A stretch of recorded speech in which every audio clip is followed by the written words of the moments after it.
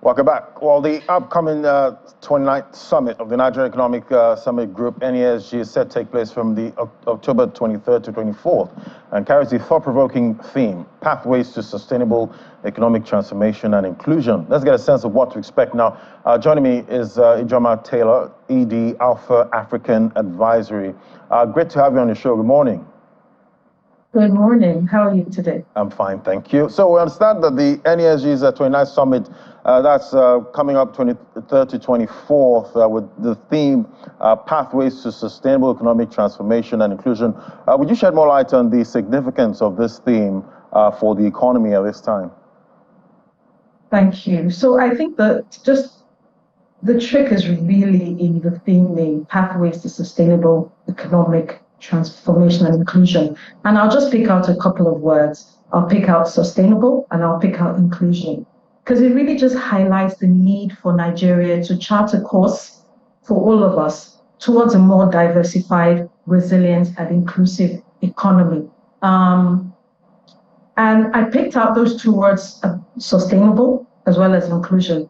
Inclusion really just speaks to ensuring that the prosperity is shared by all, and sustainable, speaking towards the economic transformation, really being one that is sustainable, and I use that word again, but really ensuring that we have concrete strategies and collaborations among stakeholders, ensuring that whatever we lay down as a foundation for the future is prosperous and is equitable. Looking at the sub-theme now, mobilizing finance for sustainable development, the upcoming meeting, how can this be, achieved to address the urgent social and environmental challenges? So, I have to say, resource mobilization is really vital for tackling social and environmental challenges and for fostering economic growth.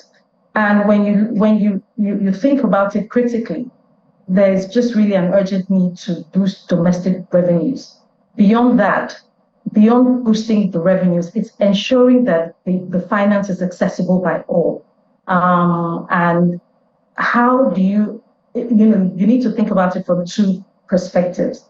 In terms of boosting the revenues, you're talking about broadening the tax net. You're talking about improving collection efficiency.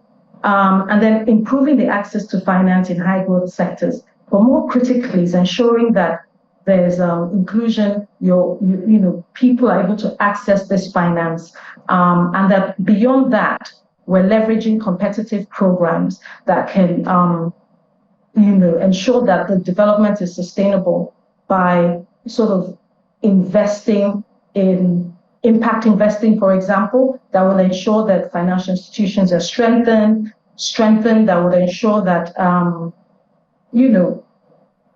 that would ensure that international cooperation and development funding is attracted to Nigeria, really just looking at it from the corporate social responsibility standpoint. And definitely another big issue is brain drain, with the jackpot trend now. How can Nigeria harness human capital to tackle, the brain drain issue and youth unemployment? We're just, there's a lot of Nigerians, there's a lot of us, over 200 million, and I forget what the percentage is, but a huge, significant portion of that is really just our youth. And, knowledge, skills, and the ability of our citizens to really drive productivity is what will ensure that this development that we keep talking about is actually sustainable. And because of the limited access to quality education, the limited access to adequate infrastructure, qualified teachers, the healthcare system, these are the issues that we really need to tackle. And to combat this brain drain and this Jaffa syndrome that we're talking about, we need to make the investment that is necessary, investment in education, and not just formal education as we know it, but vocational and technical training, diversifying the economy beyond the more traditional sectors, making the economy more attractive, promoting entrepreneurship. The informal sector is huge. we have SMEs, and the small and the medium are such a large bracket of the SMEs. And if we're able to strengthen sort of these innovative sectors, if you like, tech is huge around the world, but really just strengthening these sectors, as well as creating a favorable environment for skilled professionals to work in, you will find that the questions people will ask themselves is, why do I need to japa? You understand, when I can actually stay here and really just work. And I continue to say that we need to forge this partnership between the public and the private sectors. It's not just the public sector. Yes, the public sector has to support, if you like, in terms of providing an enabling environment, adequate infrastructure, etc.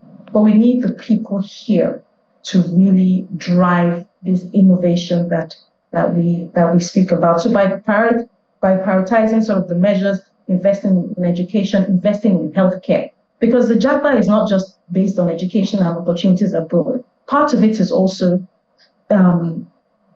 medical tourism, people leaving the country for medical reasons. So if we're able to prioritize these measures, then we can look to harness the human capital, address these pressing issues, and hopefully ensure that the economic growth that we're working definitely all these issues definitely need to be targeted with targeted investment. I want to thank you for coming on the show, Ijoma Taylor, the ED Alpha African Advisor. It was great having your perspective today. Thank you so much. Thank you very much for having me.